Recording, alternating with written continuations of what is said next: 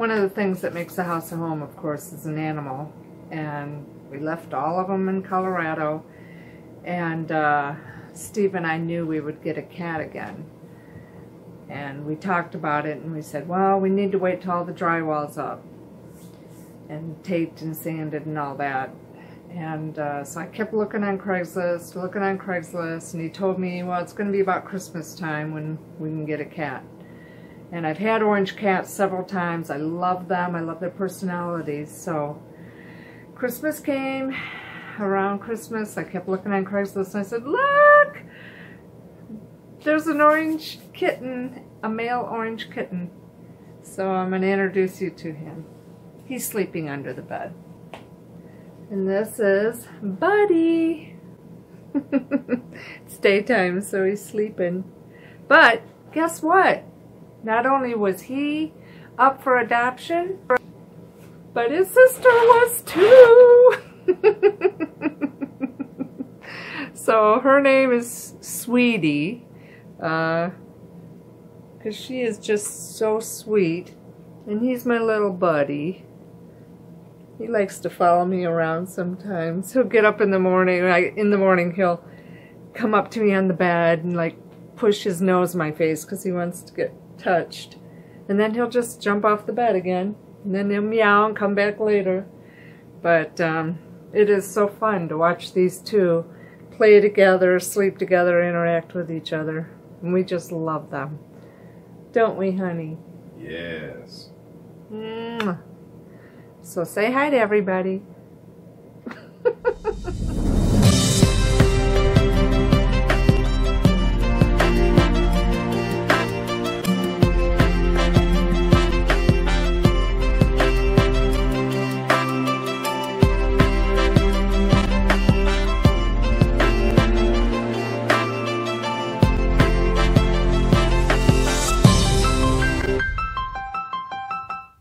Mama D and I were in Walmart the other day, and we ran across these little solar street and landscaping lights made by Hyper Tough, and they're 1,000 lumens, which lumen-wise, that's a light bulb.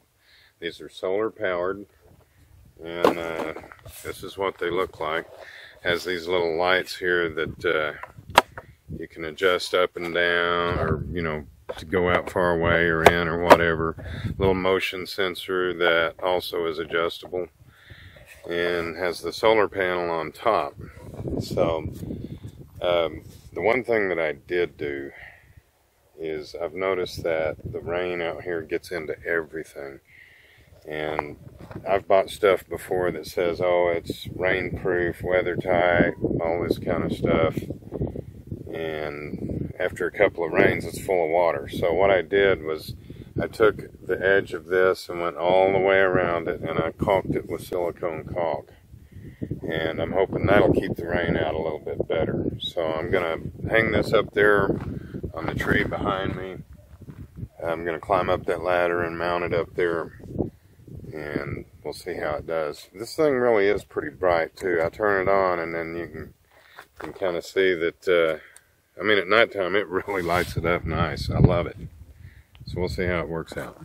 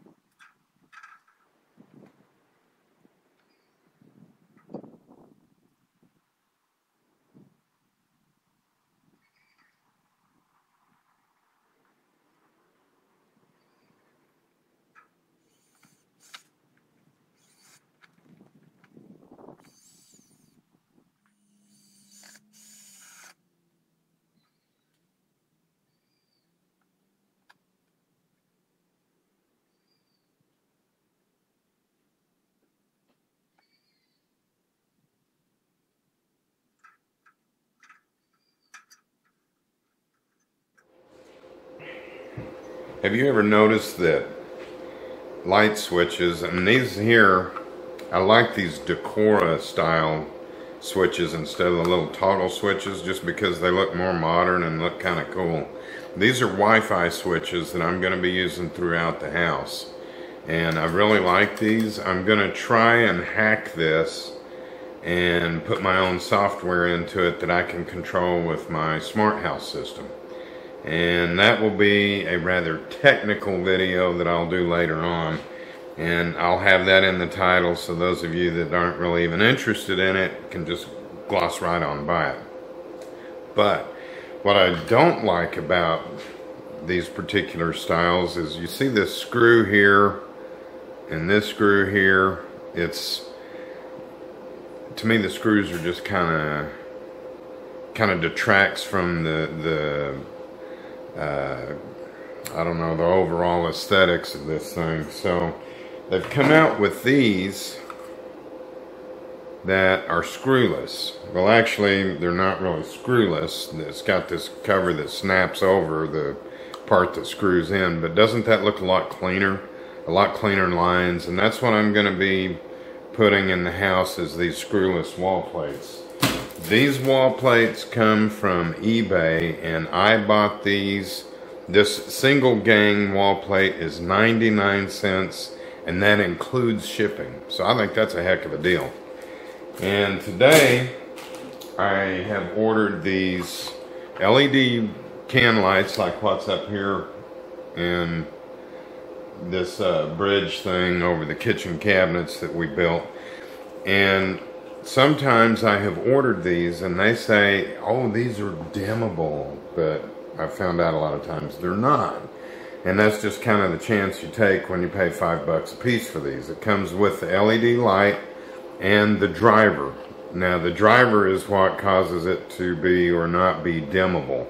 So what I'm going to do is hook up a manual light dimmer, and we'll just kind of see together how this works and see if it dims or not. The bad thing about dimmable lights on camera is the camera compensates for the brightness, so it might not show up real well on the video, but we'll see. Okay, this is the LED light that we're going to hook up to the dimmer here, and got a couple of wire nuts here, and we're going to hook up one of these black wires to one of these white wires. And then I'm going to take one of these white wires and put it here. I need one more wire nut. I see one right here in this package I can use.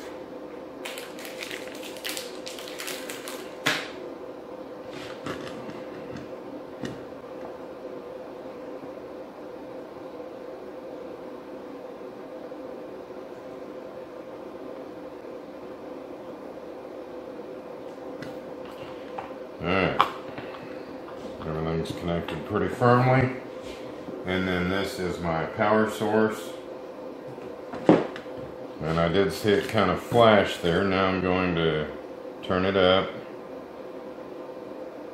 and it is dimmable. I don't know how visible that is on the video, but yeah, you can't really tell, and it's getting pretty dim, sort of flickering a little bit at this level. And then it's got some hysteresis there, so it doesn't come on until right there. Alright, so they are dimmable. Now I'm going to install these in the bridge area in the bedroom, and that will get a dimmer switch in there. So let's get started. You know, putting these little spring clips on these lights used to be a really big hassle for me. And I found out finally that there's a way that's not so hard to do it. And you take, not sure if you can see that real well, but you just take that little clip there and put it on the bottom, and then boom, there it is. I used to really struggle with these things, Now not so much, because I finally learned how to put them on. Makes life a whole lot easier. That one's ready to mount.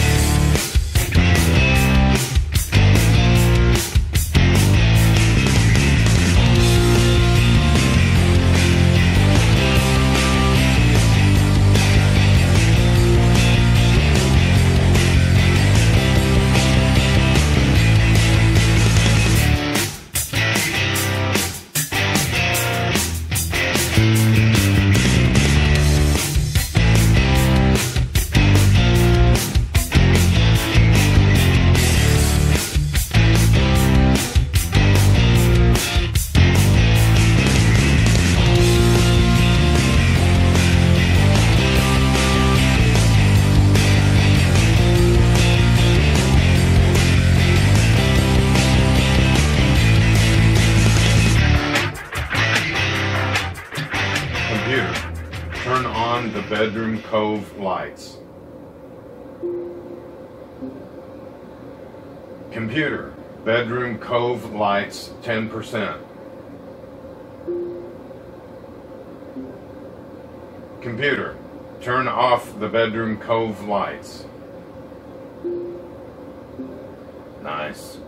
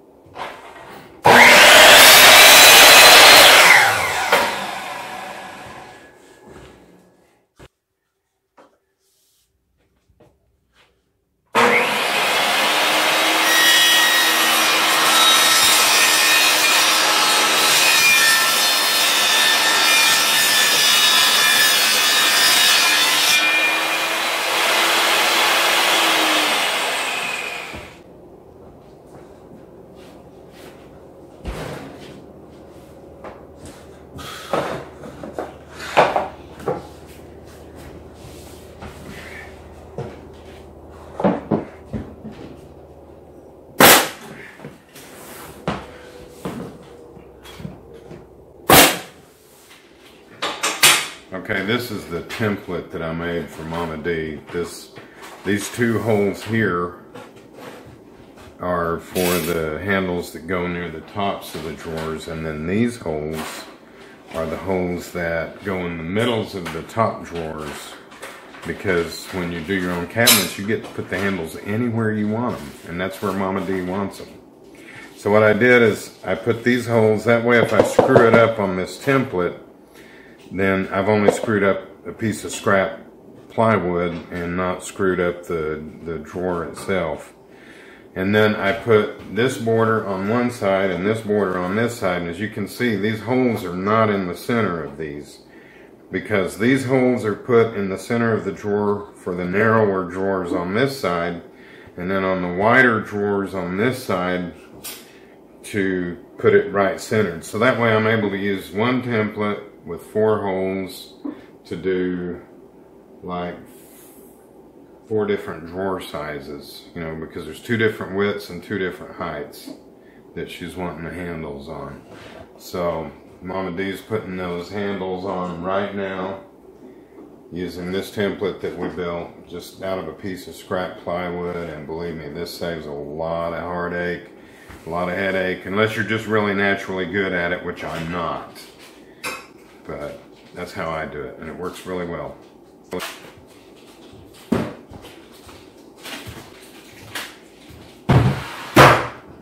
Oh, I have one more place to draw. Oh yeah. Good thing I didn't just bust that up. That, yeah. That's a narrow one, right? That's an 18 one, the same width as this one, Yeah, so that's that narrow. should be It's fine. narrow. You want me to do the marks just to double check? No, just It looks good.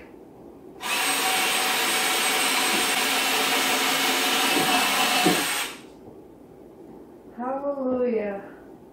Don't have to grab the edges of everything anymore.